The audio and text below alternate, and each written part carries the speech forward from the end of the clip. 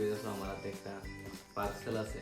তো পার্সেলটা কিসের এবং এটার মধ্যে আমি কি আনছি তোমরা দেখতে পেয়েছো, ফ্লিপকার্ট থেকে অর্ডার দিছি। তো আমি প্রায় সময় পার্সেল আনি, তো এটার মধ্যে কি আছে তো এটা সব কিছু তোমরা খুলে দেখামো, আনবক্সিং করে দেখামো। তো তোমরা পুরোটা ভিডিও দেখবা এবং এটার মধ্যে কি আছে অবশ্যই দেখবা এবং এটার ডিটেলসে সব কিছু পেয়ে দেবো। তো তোমরা থাকো পাশে। তো চলো আমরা আর দেরি না করে আনবক্সিং করি। তো কেচি নাই, তো এই যে বাইকের চাবি লইছি, চাবি দিয়ে করুক।